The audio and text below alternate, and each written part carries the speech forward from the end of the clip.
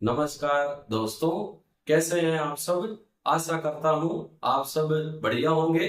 स्वागत है आप सभी का मेरे YouTube चैनल में। इस लेक्चर में हम इलेक्ट्रोड विभव के मापन के बारे में पढ़ेंगे। तो हम ले रहे हैं आज का टॉपिक इलेक्ट्रोड विभव का मापन। पिछले लेक्चर में हमने पढ़ा था कि जब किसी धातु की छड़ को उसी के आयनों के विलयन में डुबोया जाता है तो धातु की छड़ व आयनों के मध्य आवेशों के पृथक्करण के कारण उत्पन्न विभवांतर इलेक्ट्रोड विभव कहलाता है। और 298 केल्विन टेम्परेचर 1 एटीएम प्रेशर पर 1 एम सांद्रता वाले विलयन में डूबे इलेक्ट्रोड का इलेक्ट्रोड विभव मानक इलेक्ट्रोड विभव कहलाता है। अब अपना जो आज का टॉपिक है वो है इलेक्ट्रोड विभव का मापन करना। देखो, हम सिंगल इलेक्ट्रोड का इलेक्ट्रोड विभव ज्ञात नहीं कर सकते हैं। हम दो इलेक्ट्रोडों के इलेक्ट्रोड विभव का अंतर अर्थात ईएमएफ ऑफ सेल ज्ञात कर सकते हैं। यदि एक इलेक्ट्रोड का इलेक्ट्रोड विभव हम स्वेच्छा से निर्धारित कर लें तो दूसरे इलेक्ट्रोड का इलेक्ट्रोड विभव हम आसानी से ज्ञात कर सकते हैं। ऐसा इलेक्ट्रोड जिसका इलेक्ट्रोड विभव पहले से ही निर्धारित होता है उसको हम संदर्भ इलेक्ट्रोड कहते हैं, जैसे संदर्भ हाइड्रोजन इलेक्ट्रोड। अब जो मैंने लाइनें बोली हैं वो एक एक करके मैं यहां पर लिख रहा हूं।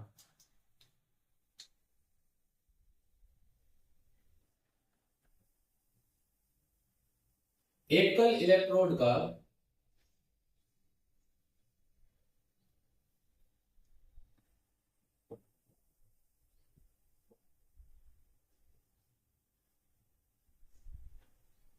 इलेक्ट्रोड विभव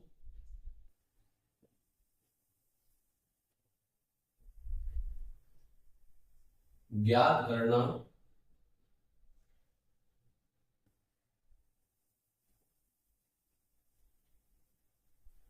संभव नहीं है। जैसे मान लो हम रेडियल सेल की बात करें, अगर आप केवल कॉपर का इलेक्ट्रोड विभव ज्ञात करना चाहें या केवल जिंक का इलेक्ट्रोड विभव ज्ञात करना चाहें तो ऐसा संभव नहीं है।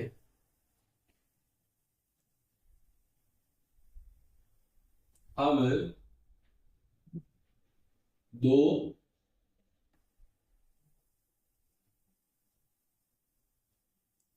इलेक्ट्रोडों के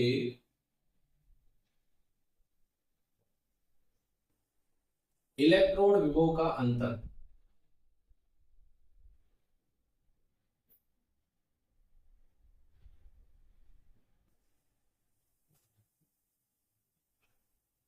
यानी ईएमएफ ज्ञात कर सकते हैं।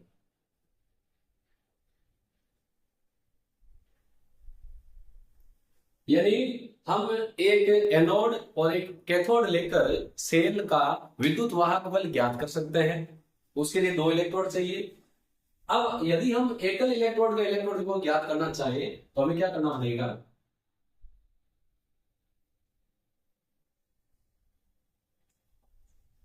ऐसा इलेक्ट्रोड या यूं कहें, यदि एक इलेक्ट्रोड का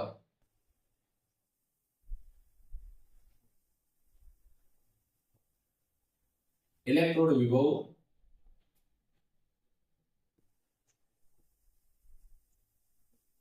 स्वेच्छा से कितना होता है,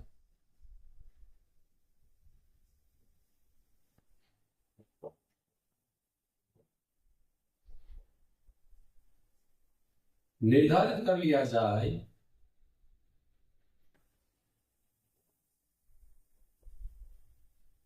तो इसके सापेक्ष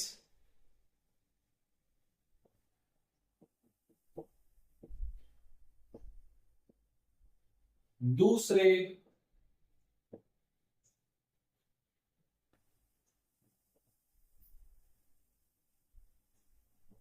इलेक्ट्रोड का विभव ज्ञात कर सकते हैं।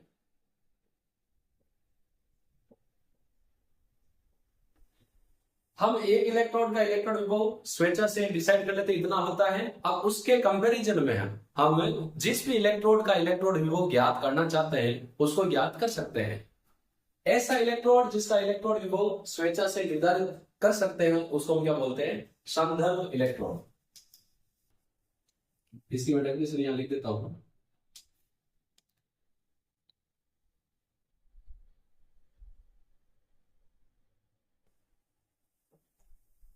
ऐसा इलेक्ट्रोड जिसका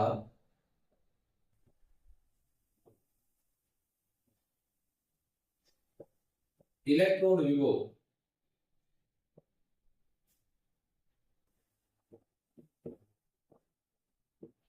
स्वेच्छा से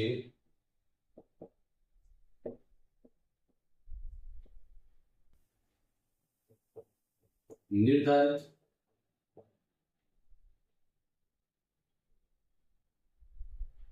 कर सकते हैं।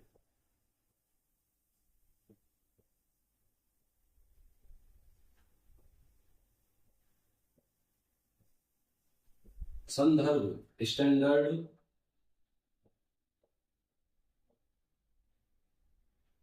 इलेक्ट्रोड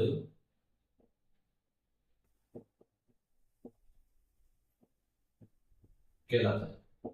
जैसे संदर्भ हाइड्रोजन इलेक्ट्रोड, उसी की हम बात करेंगे।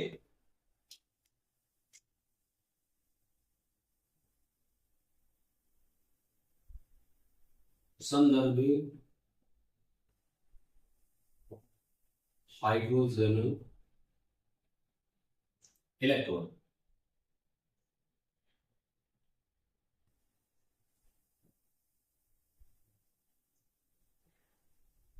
संदर्भ हाइड्रोजन इलेक्ट्रोड, इसको हम शॉर्ट में SHE स्टैंडर्ड हाइड्रोजन इलेक्ट्रोड भी लिखते हैं। संदर्भ हाइड्रोजन इलेक्ट्रोड का इलेक्ट्रोड विभव 0 वोल्ट होता है। इसमें क्या होगा? इसमें एक प्लेटिनम का वायर कांच की नली में सील होता है, तो उसको हम कांच की नली में लेते हैं। यदि आप लिखना चाहें तो लिख सकते हैं, मैं ये लिखूंगा नहीं कि संदर्भ हाइड्रोजन इलेक्ट्रोड होता क्या है। इसमें कांच की नली में जो मैं सील कर रहा हूं, ऐसे प्लेटिनम का वायर सील होता है जिसके आगे प्लेटिनम ब्लेक की पन्नी होती है। ये प्लेटिनम की पन्नी है जिस पर प्लेटिनम ब्लेक का लेपन होता है। इस नली को दूसरी नली में सील किया जाता है, कुछ ऐसे, जिसमें 1 atm प्रेशर पर हाइड्रोजन गैस प्रवाहित की जाती है। ये एक ऐसे पात्र में जिसमें 1 m सांद्रता वाला HCl विलयन भरा होता है, उसमें डुबोया जाता है।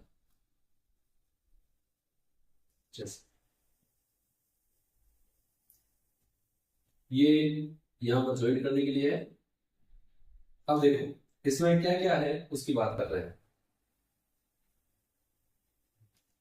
यहां पर हम क्या करेंगे? हाइड्रोजन गैस प्रवाहित करेंगे, प्रेशर 1 atm। ये है HCl विलयन, सांद्रता कितनी? 1 m। ये है प्लेटिनम ब्लेक से युक्त प्लेटिनम पन्नी। प्लेटिनम को इतना पतला किया जाता है कि कागज जैसा हो जाए। ये अपना क्या है? इलेक्ट्रोड।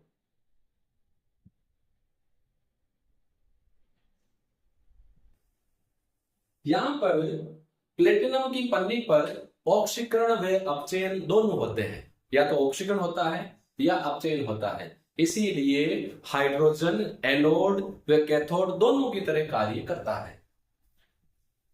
मैं इसको यहां मेंशन कर रहा हूं, उससे पहले समझा रहा हूं आपको। ये प्लेटिनम का भाई सील किया हुआ है, आगे प्लेटिनम की पन्नी है जिस पर प्लेटिनम लेड का लेपन होता है विद्युत रासायनिक विधि द्वारा। ये जो विलयन है ये HCl का विलयन है जिसकी सांद्रता 1m है। यहाँ पर हम हाइड्रोजन गैस को 180 ताप पर बुदबुदे के रूप में प्रवाहित करते हैं। ये वायर है जोड़ने के लिए और ये अपना हाइड्रोजन इलेक्ट्रॉन है। अब मैं क्या बोल रहा हूँ,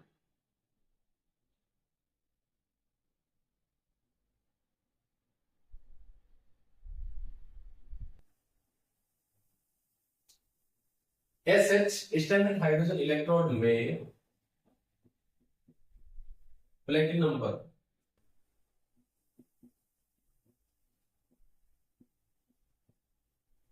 ऑक्सीकरण या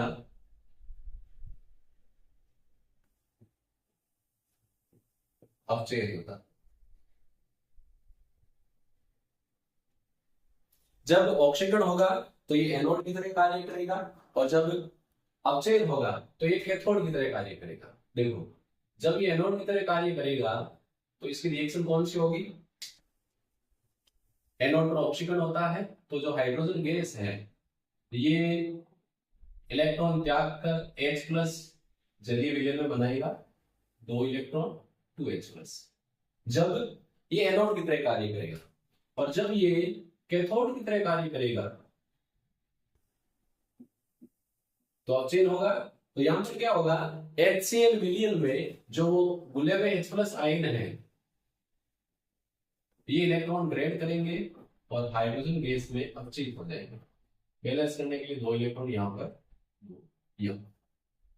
तो हम देख सकते हैं कि क्योंकि प्लेटिनम पर ऑक्सीकरण या अपचयन दोनों होते हैं इसीलिए हाइड्रोजन इलेक्ट्रॉन एनोड या कैथोड दोनों की तरह कार्य कर सकता है। डिपेंड करता है कि इसके साथ लिया गया दूसरा इलेक्ट्रोड कैसा है। यदि हम हाइड्रोजन इलेक्ट्रॉन के सेल आरेख की बात करें तो इसको कैसे रिप्रेजेंट करेंगे, प्लेटिनम है सॉलिड स्टेट में, फिर हाइड्रोजन गैस, प्रेशर है 180 कन्वर्ट हो रहा है H प्लस अनाइनों में एक्वस फेज में और इनकी सांद्रता कितनी है 1 है। ये हाइड्रोजन इलेक्ट्रोड का सेल आरेख है। अब क्योंकि हाइड्रोजन इलेक्ट्रोड का इलेक्ट्रोड विभव शून्य होता है तो इसकी सहायता से हम दूसरे इलेक्ट्रोड का इलेक्ट्रोड विभव ज्ञात कर सकते हैं। यह तो अभी तक हमने बात की कि संदर्भ हाइड्रोजन इलेक्ट्रोड होता क्या है। ये एक इंपॉर्टेंट लाइन है कि इसमें ऑक्सीकरण या अपचयन कहां होता है, प्लेटिनम की पन्नी पर या प्लेटिनम पर। अब देखो स्टैंडर्ड हाइड्रोजन इलेक्ट्रोड की सहायता से हम किसी भी इलेक्ट्रोड का इलेक्ट्रोड विभव ज्ञात कर सकते हैं। जिस इलेक्ट्रोड का इलेक्ट्रोड विभव ज्ञात करना है उसे स्टैंडर्ड हाइड्रोजन इलेक्ट्रोड के साथ जोड़कर सेल बनाया जाता है और प्राप्त सेल का विद्युत वाहक बल ज्ञात किया जाता है। प्राप्त सेल का विद्युत वाहक बल ही उस इलेक्ट्रोड का इलेक्ट्रोड विभव कहलाता है। क्यों? क्योंकि हम हाइड्रोजन इलेक्ट्रोड को जोड़कर सेल का ईएमएफ ज्ञात कर रहे हैं और ईएमएफ जो हमें प्राप्त हो रहा है वो उसी सेल का इलेक्ट्रोड विभव होगा। क्यों? क्योंकि हाइड्रोजन का इलेक्ट्रोड विभव शून्य होता है। तो इस लाइन को मैं मेंशन करता हूं, जिस इलेक्ट्रोड का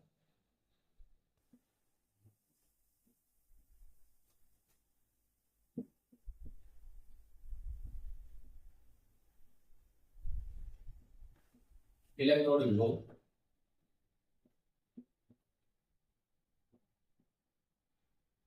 ज्ञात करना हो ये बोलते हैं उसे स्टैंडर्ड हाइड्रोजन इलेक्ट्रोड के साथ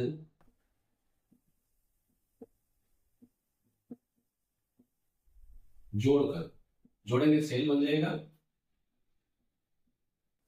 सेल का ईएमएफ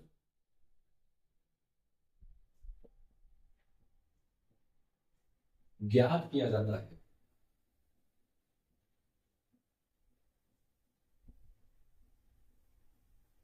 सेल का जो ईएमएफ है यानी सेल विभव की उस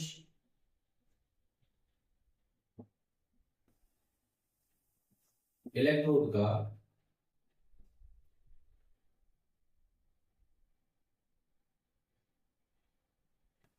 इलेक्ट्रोड विभव होता है।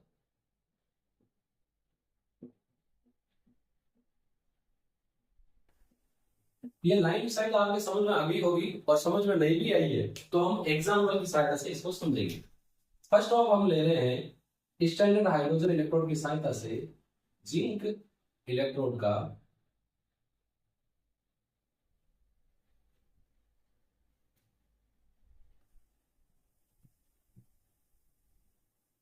इलेक्ट्रोड विभव ज्ञात करो। हाइड्रोजन का मानक अपचयन विभव जिंक से अधिक होता है, इसीलिए जिंक के साथ हाइड्रोजन इलेक्ट्रोड को जोड़ने पर जिंक एनोड की तरह और SHE कैथोड की तरह कार्य करता है। तो यहां पर जो जिंक है ये एनोड की तरह कार्य करेगा, और जो स्टैंडर्ड हाइड्रोजन इलेक्ट्रोड है ये किसकी तरह कार्य करेगा? कैथोड की तरह। देखो इसके लिए हम क्या करेंगे, सेल बना लेंगे। ये जिंक रोड, इस तरफ ले लेते हैं standard hydrogen electrode.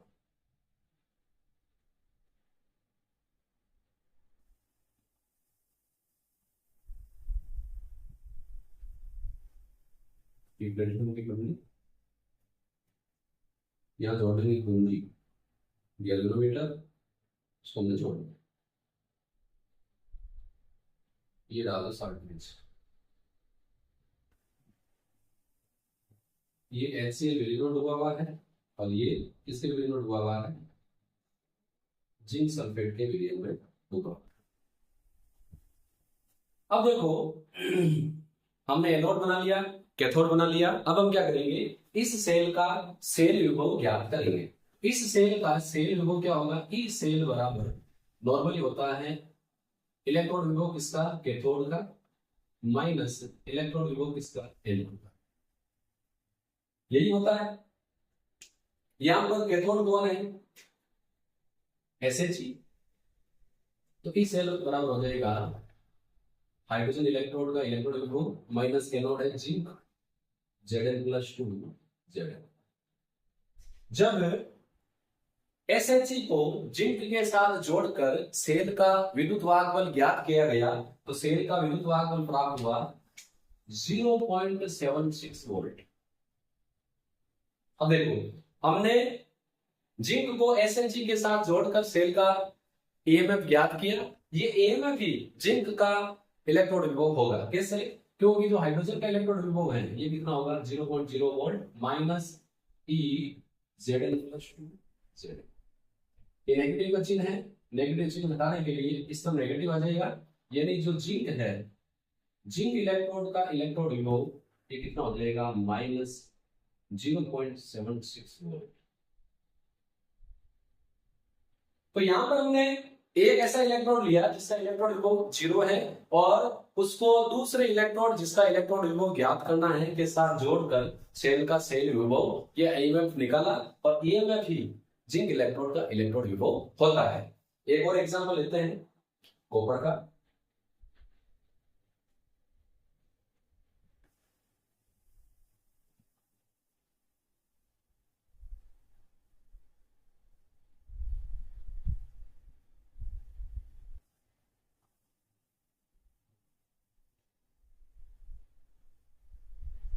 Number 2, copper का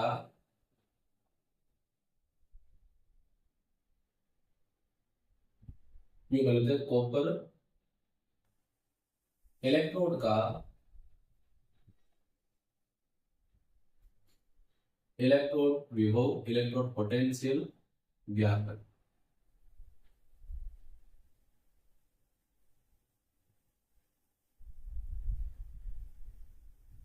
कॉपर का मानक अपचयन विभव हाइड्रोजन से अधिक होता है, इसीलिए हाइड्रोजन के रेस्पेक्ट में जो कॉपर है ये कैथोड की तरह कार्य करेगा, और जो स्टैंडर्ड हाइड्रोजन इलेक्ट्रोड है ये किसकी तरह कार्य करेगा? एनोड की तरह। तो इस डायग्राम में हम चेंज क्या करेंगे, यहां ले लेंगे स्टैंडर्ड हाइड्रोजन इलेक्ट्रोड एनोड, और यहाँ पर कैथोड के रूप में हम क्या लेंगे, कॉपर इलेक्ट्रोड, और फिर दोनों को जोड़कर सेल का सेल विभव ज्ञात कर लेंगे। तो यहाँ पर जो ई सेल है वो किसके बराबर होगा, ई ऑफ कैथोड, यानी कैथोड का इलेक्ट्रोड विभव माइनस एनोड का इलेक्ट्रोड विभव। अब सेल का जो सेल विभव है वो बराबर हो जाएगा, यहाँ कैथोड कौन है, कॉपर, तो कॉपर का इलेक्ट्रोड विभव और एनोड क्या है, हाइड्रोजन। यहाँ जो इलेक्ट्रोड विभव है ये मानक अवचयन विभव के रूप में लिया जाता है, इसीलिए हम उसको अवचयन विभव के रूप में लिख रहे हैं, copper plus copper H plus H2। जब कॉपर को SHE के साथ जोड़कर प्राप्त सेल का सेल विभव ज्ञात किया गया तो ये प्राप्त हुआ 0.34 वोल्ट। तो ये 0.34 वोल्ट है और ये है E कॉपर प्लस 2, तो ये कितना है, 0। स्टैंडर्ड हाइड्रोजन इलेक्ट्रोड का इलेक्ट्रोड विभव 0 होता है, तो ये जो प्राप्त हुआ है ये किसका इलेक्ट्रोड विभव है, कॉपर इलेक्ट्रोड का इलेक्ट्रोड विभव। कितना गया, 0.34। तो इस प्रकार जिस इलेक्ट्रोड का इलेक्ट्रोड विभव ज्ञात करना होता है उसे SHE के साथ जोड़कर सेल का EMF ज्ञात करते हैं, और सेल का EMF ही उस इलेक्ट्रोड का इलेक्ट्रोड विभव होता है। अब देखो यदि हम रेडियल सेल की बात करें